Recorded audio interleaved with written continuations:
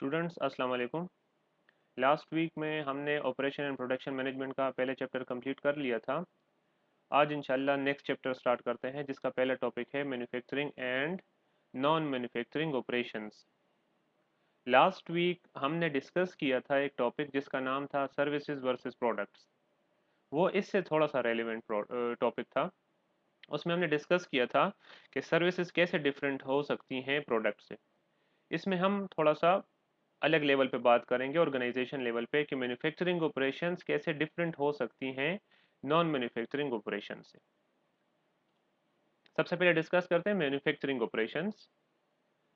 Manufacturing operations are consist of an enterprise और an entity that manufactured something. कोई भी organisation, कोई भी कंपनी, कोई भी फैक्ट्री, कोई भी आप उसको नाम दे सकते हैं, जो कि कोई भी प्रोडक्ट प्रोड्यूस कर रही होती है, उसे हम कहेंगे मैन्युफैक्चरिंग ऑपरेशंस। इट मीन्स कि ऑर्गेनाइजेशन मैन्युफैक्चरिंग ऑपरेशंस कर रही है कोई भी प्रोडक्ट प्रोड्यूस करने के लिए। Therefore, a manufacturing concern is company or factory where products are manufactured. Raw materials are used to manufacture the goods with the help of labor. अच्छा, रॉ मटेरियल इसमें लाजमी होता है। आप प्रोसेसिंग करते हैं कोई भी प्रोडक्ट प्रोड्यूस करने के लिए, उसको फिनिश गुड्स में ट्रांसफ़र करने के लिए, तो उसके रॉ मटेरियल का होना बहुत ज़रूरी है। या अगर आप कोई मिडल पार्टी हैं, कोई मिडल में काम करती हैं, तो आपके पास फिर वर्क इन प्रोसेस का होना ज़रूरी है, जो नॉट 100% कम्प्लीटेड प्रोडक्ट्स होती हैं। उनको फिर फर्दर प्रोसेस करके आप फिनिश गुड्स बनाते हैं, जो फिर आप मार्केट में सेलिंग के लिए कस्टमर्स के लिए अवेलेबल करते हैं। तो मैन्युफैक्चरिंग ऑपरेशंस क्या करती हैं? रॉ मटेरियल को यूज़ करती हैं, लेकिन रॉ मटेरियल को एकदम से फिनिश गुड्स में ट्रांसफ़र नहीं किया जाता। You must need labour. अच्छा, लेबर ऑर्गेनाइजेशन में या किसी भी फैक्ट्री में दो किस्म का हो सकता है। आपने कॉस्ट अकाउंटिंग में पढ़ा भी होगा। एक डायरेक्ट लेबर होता है, एक इनडायरेक्ट लेबर। डायरेक्ट लेबर वो तमाम लेबर हैं जो कि डायरेक्टली इन्वॉल्व होते हैं in the production of A product. Indirect labour वो लेबर हैं जो कि डायरेक्टली इन्वॉल्व नहीं होते किसी भी प्रोडक्ट की प्रोडक्शन में। And factory overhead. Factory overhead के एक्सपेंसेस, तमाम फैक्ट्री के एक्सपेंसेस को हम फैक्ट्री ओवरहेड का कहते हैं। अच्छा, इसमें कुछ कॉस्ट जो होती हैं वो वेरिएबल कॉस्ट होती हैं और कुछ कॉस्ट जो होती हैं वो फिक्स्ड होती हैं। वेरिएबल कॉस्ट कौन सी कॉस्ट है? जिसका ताल्लुक प्रोडक्शन के साथ होता है। जितना हम इंक्रीज करते हैं प्रोडक्शन, उतनी ही वेरिएबल कॉस्ट भी इंक्रीज होती जाती है। अगर प्रोडक्शन हो रही है, वेरिएबल कॉस्ट होती है। अगर प्रोडक्शन नहीं हो रही, वेरिएबल कॉस्ट नहीं होती फिर। तो ये फ्लक्चुएट करती है प्रोडक्शन के साथ। आप ज़्यादा प्रोडक्शन करें, वेरिएबल कॉस्ट ज़्यादा आएगी। आप कम प्रोडक्शन करें, वेरिएबल कॉस्ट कम आएगी। कंपैरेटिवली फिक्स्ड कॉस्ट जो है वो हमेशा फिक्स्ड ही रहती है। अगर आप प्रोडक्शन करें या आप प्रोडक्शन ना करें, आपने फैक्ट्री का रेंट देना होता है। तो रेंट जो है ये आपकी फिक्स कॉस्ट होती है। इन द लॉन्ग रन ये फ्लक्चुएट हो सकती है, जिस तरह के आमतौर पे कॉन्ट्रैक्ट्स में होता है that there must be increase after year of 10%, या इस तरह की कोई भी कॉन्ट्रैक्ट में हो सकती है बात। लेकिन वो एक लॉन्ग पीरियड के लिए हो सकता है, मीन्स मोर देन 1 ईयर के लिए, क्योंकि इतनी जल्दी ये फ्लक्चुएट नहीं करेगी। तो वेरिएबल कॉस्ट जो कि प्रोडक्शन के साथ इसका लिंक होता है, प्रोडक्शन आप ज़्यादा करते हैं तो ये ज़्यादा, प्रोडक्शन कम होती है तो वेरिएबल कॉस्ट भी आपकी कम आएगी। और फिक्स कॉस्ट जो हमेशा फिक्स ही रहती है, आप प्रोडक्शन करें या ना करें, आपने ये कॉस्ट देनी होती है। इसलिए जब भी हम बात करते हैं कि किस तरह से हम अपने प्रॉफिट को बढ़ा सकते हैं, तो उसके दो तरीके हैं। मेनली मेरे जहन में जो अभी आ रहे हैं वो दो ही तरीके आ रहे हैं। एक तो ये कि हम अपनी कॉस्ट को कम कर दें, दूसरा ये कि हम अपनी प्राइसेस को ज़्यादा कर दें। प्राइसेस को ज़्यादा करेंगे तो प्रॉब्लम होगी। Why? Because we will not be able to compete with the competitors। हम मार्केट में कंपेटिटर के साथ compete नहीं कर पाएंगे, and maybe we will not be able to survive. हो सकता है हमारी कंपनी जो है वो मार्केट से किक आउट कर दी जाए। इसलिए अगर आपने अपनी प्रॉफिट बढ़ाना है तो आपने अपनी कॉस्ट को ही कम करना होगा, जिसको हम आमतौर पे कहते हैं इकोनॉमीज ऑफ स्केल। अगर हम करें तो हम कॉस्ट को कम कर सकते हैं। इकोनॉमीज ऑफ स्केल क्या होता है? जब आप प्रोडक्शन ज्यादा करते हैं। जब प्रोडक्शन ज्यादा करते हैं उससे कॉस्ट कैसे कम होती है? जैसे हमने अभी बात की कि वेरिएबल कॉस्ट तो फ्लक्चुएट होगी प्रोडक्शन के साथ ही। प्रोडक्शन ज्यादा होगी तो वेरिएबल कॉस्ट भी ज्यादा होगी। लेकिन फिक्स कॉस्ट जो है वो सेम ही रहती है। तो आप जितनी ज़्यादा प्रोडक्ट करते हैं, मिसाल के तौर पे आपका 10,000 रेंट है और आप 10,000 यूनिट्स प्रोड्यूस कर रहे हैं मंथली बेसिस पे, तो हर यूनिट पे फिक्स कॉस्ट आ रही है 1 रुपए की। लेकिन आपकी फिक्स कॉस्ट सेम है, रेंट आपका 10,000 है और आपने प्रोडक्शन स्टार्ट कर दी 20,000 यूनिट्स थी, तो अब पर यूनिट फिक्स कॉस्ट जो आएगी वो 1 रुपये नहीं आएगी, वो 50 पैसे आएगी। तो इस तरीके से आपकी जो पर यूनिट कॉस्ट है वो कम हो जाएगी। तब कम होगी जब आप प्रोडक्शन ज़्यादा करेंगे, वेरिएबल कॉस्ट तो उसके साथ ज़्यादा हो जाएगी लेकिन फिक्स कॉस्ट फिक्स्ड ही रहेगी, जिसकी वजह से पर यूनिट कॉस्ट गिर जाएगी और आपके प्रॉफिट मार्जिन में इजाफा हो सकता है। नेक्स्ट टॉपिक इसी में जो डिस्कस करने जा रहे हैं, next point, that is the non manufacturing operations. In non-manufacturing concerns, there is no processing of material and factory overhead expenses. Non manufacturing concerns में हम सर्विसेज दे रहे होते हैं। सर्विसेज देने के लिए आपको रॉ मटेरियल या फैक्ट्री ओवरहेड की जरूरत नहीं होती, इवन आपको फैक्ट्री की जरूरत भी नहीं होती। Non manufacturing expenses consist of selling expenses, ये सारे वो एक्सपेंसेस जो कि ऑफिस के साथ रिलेटेड होते हैं, ह्यूमन बींग्स के साथ रिलेटेड है। Why? Because you are providing services to the customers, और सर्विसेज कौन प्रोवाइड करते हैं? वो आपका ह्यूमन रिसोर्स प्रोवाइड करता है। तो सेलिंग एक्सपेंसेस, जितनी आपकी सेल्स वगैरह पे जो आपका सेल्स डिपार्टमेंट होता है, जितने अपने सेल्समैन होते हैं, सेल्स मैनेजर होता है, उनके सारे expenses, including marketing and commission expenses. आपको अपने प्रोडक्ट को प्रमोट भी करना होता है। मीन्स आपने एक प्रोडक्ट बनाया, नया प्रोडक्ट है, कस्टमर को कैसे पता लगेगा कि आपने बनाया है? लाजमी बात है आपने उसकी मार्केटिंग या प्रमोशन करनी होगी।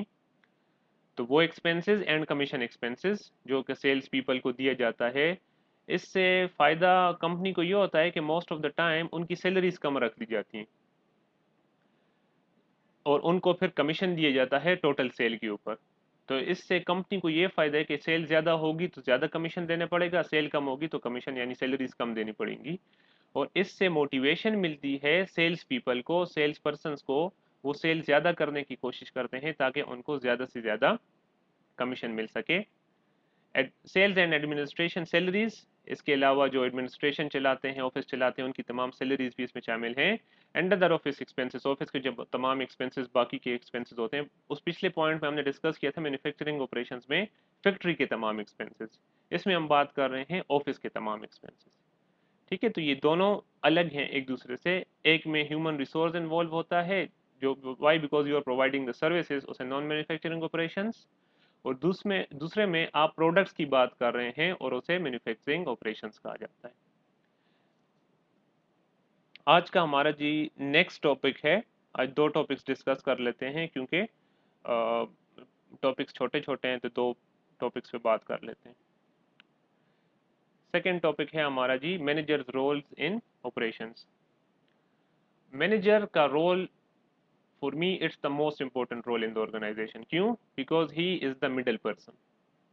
ये मिडल लेवल मैनेजमेंट का सबसे इम्पोर्टेंट बंदा होता है and he is the most informed person. इसके पास सबसे ज़्यादा इन्फॉर्मेशन होती है ऑर्गेनाइजेशन में, क्योंकि टॉप लेवल मैनेजमेंट की जो एडमिनिस्ट्रेशन होती है, जो डिसीजन मेकर्स होते हैं, वो ये नहीं कि विजिट करते हैं डेली बेसिस पे फैक्ट्रियाँ या अपना एचआर डिपार्टमेंट या डिफरेंट डिपार्टमेंट्स, वो विजिट नहीं करते। उनका मेनली काम ज़्यादातर मीटिंग्स में होता है, तो मीटिंग्स में फिर मैनेजर्स को मोस्ट ऑफ द टाइम बुलाया भी जाता है। Why? Because he is the informed person. अच्छा, ये मिडल पर्सन इसलिए भी होता है क्योंकि ये कम्युनिकेशन में हेल्प करता है of the information from the top level management to the low level, और from the low level management to the top level management. ये हेल्प करता है कम्युनिकेशन में। ऊपर से या टॉप लेवल से जितनी भी इंफॉर्मेशन आती है वो इसके पास आती है, ये फिर इस इंफॉर्मेशन को नीचे डिस्ट्रीब्यूट करता है अमंग द जो इसके अंडर काम कर रहे होते हैं, उनको ये इंफॉर्मेशन देता है। अगर टॉप लेवल मैनेजमेंट को कोई इंफॉर्मेशन चाहिए तो नीचे से इंफॉर्मेशन लो लेवल से गैदर करके उसको थोड़ा सा रिफाइंड करके वो फिर टॉप लेवल मैनेजमेंट को भिजवाता है। Most of the time the managers are absorbing a lot of information। बहुत टाइम ऐसा भी होता है कि कुछ इन्फॉर्मेशन ऐसी आ जाती है जो कि ये टॉप लेवल को नहीं भेज सकता, तो ये अपने पास एब्जॉर्ब कर लेता है। और इसी तरह टॉप लेवल के मैनेजमेंट से जो इन्फॉर्मेशन आती है वो नीचे नहीं भेज सकता, तो वो भी अपने पास एब्जॉर्ब कर लेता है, उसके ऊपर काम करता रहता है लेकिन डायरेक्टली उसको कम्युनिकेट नहीं कर सकता टॉप लेवल पे या लो लेवल पे। तो ये एक इम्पोर्टेंट पर्सन होता है, सबसे ज़्यादा इन्फॉर्म्ड पर्सन होता है, जो कि कम्युनिकेशन में हेल्प करता है। जब भी प्रमोशंस वगैरह दिए जाते हैं तो इससे ही इंफॉर्मेशन ली जाती है, और यही सारी इंफॉर्मेशन देते हैं लो लेवल मैनेजमेंट की अपने टॉप लेवल को, फिर उसी के मुताबिक इंसेंटिव्स दिए जाते हैं, प्रमोशंस किए जाते हैं या इंक्रीमेंट्स वगैरह लगाए जाते हैं। मैनेजर्स रोल इन ऑपरेशंस काफ़ी सारे हो सकते हैं। अगर डिफरेंट थोड़ा सवाल आ गया पेपर में, that what are the skills required for the manager, फिर भी आप ये लिखेंगे। अगर थोड़ा और डिफरेंट आ गया, what are the activities which are done by the operation manager, फिर भी आप ये लिख सकते हैं। तो काफ़ी सारे पॉइंट हैं, वन बाय वन सबको डिस्कस कर लेते हैं। Understanding customer needs. सबसे पहले तो आपने प्रोडक्ट बेचना होता है अपने कस्टमर्स के ऊपर। अपने कस्टमर्स को आपने प्रोडक्ट बेचना है तो कैसे बेचेंगे? जब आपको पता ही नहीं होगा कि आपके कस्टमर की नीड्स क्या हैं, तो किस तरह से आप प्रोडक्ट या सर्विस बना के उसको डिलीवर कर सकते हैं टू द कस्टमर? जब तक आपको कस्टमर की नीड्स का पता नहीं होगा, आप अपने कस्टमर्स को सेटिस्फाई नहीं कर सकते। और जब तक सेटिस्फेक्शन फैक्टर नहीं होता, वो ट्रस्ट बिल्ड नहीं होता किसी भी कंपनी के ऊपर, वो पोजीशनिंग का पॉइंट उसमें नहीं आता, और आप अपना लॉयल कस्टमर बनाने में नाकाम हो जाते हैं। तो सबसे पहले कहते हैं ना, customer is the king of the market. आप जो भी प्रोडक्ट्स बनाते हैं, जो भी सर्विसेज बनाते हैं, वो अपने कस्टमर्स के लिए बना रहे होते हैं। तो you must know your customer, you must know the needs of the customer. उसी के बाद ही आप प्रोडक्ट, एक अच्छा प्रोडक्ट, एक अच्छी सर्विस बना के जो कि उनकी नीड्स को सेटिस्फाई कर सके, वो डिलीवर कर सकते हैं। कम्युनिकेट एफिशिएंटली, इस पे भी बात हो भी गई थी, हमने कहा कि ये बंदा मिडल पर्सन होता है और ये कम्युनिकेशन में हेल्प करता है। तो कम्युनिकेट इफिशिएंटली का मतलब इसको इफिशिएंटली कम्युनिकेट करना चाहिए, ऐसे कम्युनिकेशन करनी चाहिए जो कि जो आम बंदा होता है उसकी समझ में भी आ जाए, क्योंकि लो लेवल मैनेजमेंट में आपके ज़्यादातर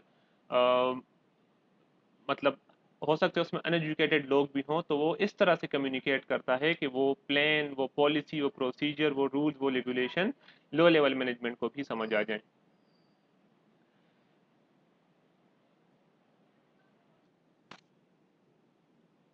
अच्छा जी, इसमें फिर थर्ड पॉइंट है अंडरस्टैंडिंग फाइनेंशियल परफॉर्मेंस।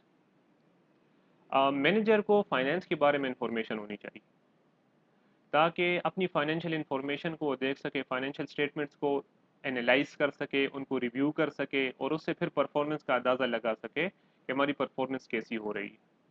तो फाइनेंशियल परफॉर्मेंस का उसको पता होना चाहिए। Next is the track and measures staff performance. अभी बात की थी कि जब भी प्रमोशंस वगैरह दी जाती हैं तो पूछा जाता है मैनेजर से, और उसके मुताबिक फिर प्रमोशंस, इंसेंटिव्स, इंक्रीमेंट्स दिए जाते हैं। तो इसको अपने तमाम जो एम्प्लॉयज़ हैं जो इसके अंडर काम कर रहे होते हैं, उनकी परफॉर्मेंस का पता होना चाहिए। इसको डिफरेंट तरीके भी आने चाहिए, that how to measure the staff performance. Motivate the team. एक अच्छा मैनेजर अपनी टीम को हमेशा मोटिवेट, इन्फ्लुएंस करता रहता है, उनको और मोटिवेट करता है कि आप अगर ऑर्गेनाइजेशन के लिए अच्छा काम करेंगे तो दोनों के लिए फ़ायदा है, ऑर्गेनाइजेशन के लिए भी और आपके लिए भी। तो इस तरीके से तमाम टाइम वो उनको इन्फ्लुएंस या मोटिवेट करता रहता है, so that they can work more efficiently and more effectively for the organisation, और ऑर्गेनाइजेशन का जो मेन गोल है उसको अचीव किए जा सके। आमतौर पे दो किस्म के हमारे पास रिवार्ड्स होते हैं, एक होता है इंट्रिंसिक रिवार्ड, दूसरा होता है एक्सट्रिंसिक रिवार्ड। ये मोटिवेशन जो है ये इंट्रिंसिक रिवार्ड है। एक्सट्रिंसिक पैसों की फॉर्म में, प्रमोशन की फॉर्म में हो सकता है, लेकिन इंट्रिंसिक रिवार्ड जो होता है वो आपको एक सेटिस्फेक्शन मिलती है जब आप कोई अच्छा काम करते हैं और आपको कोई अप्रिशिएट करे उसके लिए, तो वो उसमें पैसा इन्वॉल्व नहीं होता, लेकिन उसमें एक चीज़ होती है, सेटिस्फेक्शन होती है, इनर सेटिस्फेक्शन जो आपको मिलती है। तो आपको तब मिलेगी जब आपको एक अच्छा मैनेजर हो जो आपको मोटिवेट करे और आपको अप्रिशिएट करे और आपको इंट्रिंसिक रिवार्ड्स को बताए, ना कि सिर्फ एक्सट्रिंसिक रिवार्ड्स का। Next point is strong negotiation. What is negotiation? Bargaining. इसकी कम्युनिकेशन हर किस्म के लोगों के साथ हो सकती है। इसको एक अच्छा नेगोशिएटर होना चाहिए। लो लेवल मैनेजमेंट हो, उनके साथ मुख्तलिफ किस्म के इनके पॉइंट्स आ सकते हैं, कन्फ्लिक्ट्स आ सकते हैं, प्रॉब्लम्स आ सकती हैं। इसको बड़े अच्छे तरीके से साथ उन चीज़ों को नेगोशिएट करना चाहिए ताकि ऑर्गेनाइजेशन के लिए प्रॉब्लम्स क्रिएट ना हो। Next point is coordination. Coordination बहुत ज़रूरी है ऑर्गेनाइजेशन के लिए। तमाम जो शायद लास्ट वीक में हमारा एक टॉपिक था इंटरडिपेंडेंस ऑफ द डिपार्टमेंट्स था या इस तरह का कुछ था। तमाम डिपार्टमेंट्स जो हैं वो एक दूसरे के ऊपर इंटरडिपेंडेंट होते हैं। हर एक ऑर्गेनाइजेशन का अपना गोल होता है, लेकिन फिर उसमें जो अंदर डिपार्टमेंट्स काम कर रहे होते हैं तो इंडिविजुअल डिपार्टमेंट्स के अपने गोल्स होते हैं। वो सब मिल के फिर ऑर्गेनाइजेशन गोल अचीव करते हैं। तो इन तमाम डिपार्टमेंट्स में जैसे फाइनेंस हो गया, मार्केटिंग हो गया, सेल्स हो गया, प्रोडक्शन हो गया, एडमिनिस्ट्रेशन हो गया, इन तमाम में कोऑर्डिनेशन होनी चाहिए।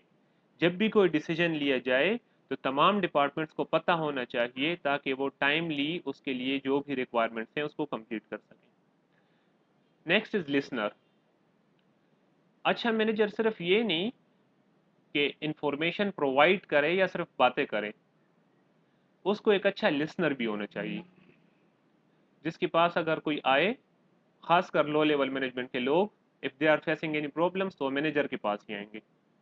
तो ये एक अच्छा अगर लिसनर होगा तभी उनकी बात सही तरीके से सुन सकेगा और उनकी प्रॉब्लम को सॉल्व कर सकेगा। तो he should not be so much talkative कि वो लिसनर हो ही ना। वो एक अच्छा मैनेजर एक अच्छा लिसनर भी होता है।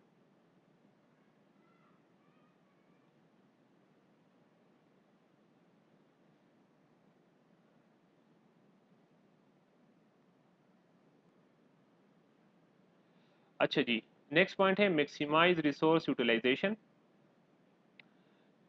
ही should make it possible that all the resources of the organization should be utilized optimistically. He should make it sure, इसको इस चीज़ को श्योर बनाना है कि ऑर्गेनाइजेशन के जितने भी रिसोर्सेज हैं उनको ऑप्टिमिस्टिकली या सिंपल अल्फाज में अगर कहें तो in the best possible way तमाम रिसोर्सेज को यूटिलाइज किया जाए। जितना वेस्टेज कम होगा उतनी आपकी प्रोडक्ट की कॉस्ट कम आएगी। Next point is the time management. Time management बहुत ज़रूरी है। एक अच्छा मैनेजर एक अच्छा टाइम मैनेजर भी होता है। ऑर्गेनाइजेशन में टाइम एफिशिएंसी बहुत ज़रूरी है। आपको डिफरेंट ऑर्डर्स मिलते हैं, प्रोडक्ट्स के हो सकते हैं, सर्विसेज के होते हैं, जिसकी टाइमली डिलीवरी करना ये बहुत इंपॉर्टेंट होता है। Otherwise it is going to show a very bad picture of you to the customers. एक अच्छी पिक्चर आपकी नहीं जाती अगर आप टाइमली डिलीवर नहीं कर पाते प्रोडक्ट्स को या सर्विसेज को अपने कस्टमर्स तक। तो इससे प्रॉब्लम्स क्रिएट हो सकती हैं। तो टाइम मैनेजमेंट ज़रूरी है ताकि आप टाइमली ऑर्डर्स को कंप्लीट कर सकें, टाइमली अपने टास्क को अचीव कर सकें। डेलीगेट्स। अच्छा मैनेजर जो होता है ये भी एक मैनेजर का रोल है कि वो डेलीगेशन ऑफ अथॉरिटी करता है। हर एक अथॉरिटी अपने पास नहीं रखता। अगर हर एक अथॉरिटी अपने पास रखेगा, लो लेवल मैनेजमेंट में कोई भी चीज़ चाहिए 50 रुपए की 100 रुपए की, तो हर एक बंदा मैनेजर के पास आएगा कि ये 50 रुपए दे दो या 100 रुपए दे दो, फलां चीज़ ख़राब हो गई है वो लानी है मार्केट से। इससे प्रॉब्लम क्या क्रिएट होगी? अगर लो लेवल मैनेजमेंट में डेलीगेशन हो जाए नहीं होगी, अगर लो लेवल मैनेजमेंट पे डेलीगेशन ऑफ अथॉरिटी नहीं होगी तो ये टाइम कंज्यूमिंग हो जाएगा बहुत। अगर एक छोटी सी चीज़ जैसे मैंने बात की 50-100 रुपए की चीज़ भी खराब हो गई है तो इनके मैनेजर के पास आना पड़ेगा। मैनेजर अगर मीटिंग में है या कोई भी काम कर रहा है या बिजी है या नहीं आया, तो जब तक मैनेजर नहीं आता और इजाज़त नहीं देता वो काम जो है पेंडिंग ही रहेगा। लेकिन अगर आप डेलीगेशन ऑफ अथॉरिटीज़ करते हैं, पावर थोड़ी सी लिमिटेड पावर भी डेलीगेट करते हैं टू द लो लेवल, तो ये 50, 100, 500, 1000 रुपए के काम ऑन द स्पॉट हो सकते हैं। और इससे क्या होगा, ये टाइम कंज्यूमिंग नहीं होगा। अगर मैनेजर फारिग नहीं है, अगर मैनेजर मीटिंग में है तो इसके ऊपर इसका कोई इफेक्ट नहीं आएगा आपके काम के ऊपर। तो डेलीगेशंस का काम भी एक इम्पोर्टेंट फंक्शन है मैनेजर का। Decisive manager, a good manager must be decisive, decision maker होना चाहिए। ये भी एक इम्पोर्टेंट रोल है मैनेजर का। डिसाइसिव मीन्स कोई भी सिचुएशन आ गई है जिसमें डिसीजन, अच्छा डिसीजन क्या होता है शायद क्लास में डिस्कस किया था लेकिन एक दफ़ा फिर बता देता हूँ। when you will have to select from the different alternatives, आपके पास दो या दो से ज़्यादा अल्टरनेटिव हैं और आप उस अल्टरनेटिव में से कोई एक सेलेक्ट करते हैं, इसको कहते हैं डिसीजन लेना। मिसाल के तौर पे आपके पास दो या तीन कंपनीज आई हैं आपकी प्रमोशन पर्पस के लिए, तो उनमें से एक को सेलेक्ट करना ये डिसीजन होगा। तो ये डिसाइसिव होना चाहिए, डिसीजन मेकर होना चाहिए। ये नहीं कि घबरा जाइए, डिसीजन लूंगा ये हो जाएगा, ये डिसीजन लूंगा वो हो जाएगा। एजम्पशंस हर एक चीज़ में होती हैं। अगर हर दफ़ा आप एजम्पशंस पे जाएंगे then you can not make a good decision. So facts and, लाजमी बात है फैक्ट्स एंड फिगर्स के ऊपर ये डिसीजन लेगा, लेकिन डिसीजन मेकर होता है हर एक पॉइंट के पीछे। टॉप लेवल मैनेजमेंट के पास नहीं जाता, खुद डिसीजन लेता है। इनफोर्स स्टैंडर्ड, हर एक ऑर्गेनाइजेशन का अपना स्टैंडर्ड होता है, हर एक ऑर्गेनाइजेशन का अपना कल्चर होता है। सम बिहेवियर में be acceptable in one organisation but same thing और same activities are not accepted in the other organisation. तो हर एक ऑर्गेनाइजेशन का अपना स्टैंडर्ड होता है और ये इस चीज़ को मैनेजर ही मेक श्योर करता है कि उन स्टैंडर्ड्स को सही तरीके से फॉलो किया जाए। प्रॉब्लम सॉल्विंग स्किल्स, ये नेगोशिएटर के साथ लिंक करता है। नेगोशिएशन में लाजमी नहीं है कि उसके पास प्रॉब्लम्स ही आएंगी, उसके पास कोई और डिस्कशन आ सकती है, उसके पास कोई और बात आ सकती है जो लो लेवल मैनेजमेंट हो, कोई और उनकी मतलब कोई उनकी कुछ और प्रॉब्लम्स, तो मैं नहीं कहूँगा क्योंकि प्रॉब्लम्स यहाँ पे डिस्कस हो रहा है, लेकिन उनकी कुछ और रिक्वायरमेंट्स हैं ऑर्गेनाइजेशन से जो कि वो लाए हैं अपने मैनेजर के पास, तो वो थोड़ा सा डिफरेंट होगा प्रॉब्लम सॉल्विंग स्किल से। प्रॉब्लम सॉल्विंग स्किल्स ये होगा जब सिर्फ प्रॉब्लम्स पे ही बात की जाए। तो मैनेजर जो होता है वो प्रॉब्लम सॉल्विंग स्किल्स उसके पास होनी चाहिए। ऑर्गेनाइजेशन में देखें वेन एवर देयर आर, जब भी ज़्यादा लोग होते हैं किसी ऑर्गेनाइजेशन में, उसमें लाजमी बात है कन्फ्लिक्ट्स और प्रॉब्लम्स आएंगी। एक ऑर्गेनाइजेशन या एक जगह पे 100 लोग काम कर रहे हैं तो लाजमी बात है कोई ना कोई प्रॉब्लम्स क्रिएट होती रहेंगी, may be on the daily basis. तो मैनेजर जो है इसको इतना पता होना चाहिए that how to tackle with the situation and how to solve the problems of the employees भी हो सकते हैं इसके लो लेवल के, या इसके पीयर्स भी हो सकते हैं। तो इसको प्रॉब्लम सॉल्विंग स्किल्स होनी चाहिए। The last point is quality control. आप जो प्रोडक्ट बना रहे हैं उसकी क्वालिटी कैसी है, it is very important. Quality को कंट्रोल करना, most of the organisations have a different post for it known as I think quality QA, quality assurance। Quality assurance की एक अलग पोस्ट होती है जिस पे बंदा हायर किया जाता है, जिसका काम ये होता है कि वो क्वालिटी को मेंटेन करे, क्वालिटी को कंट्रोल करे।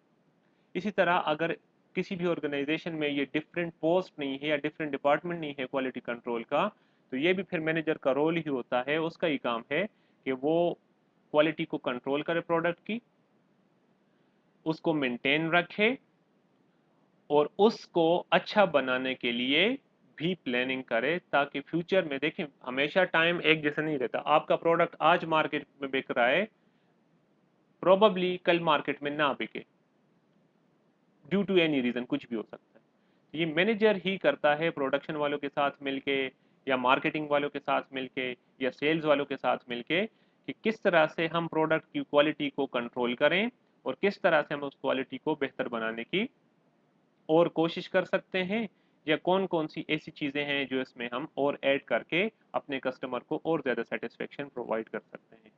ये था आज का टॉपिक। इंशाल्लाह फिर अगले टॉपिक पे बात करेंगे। Thank you so much.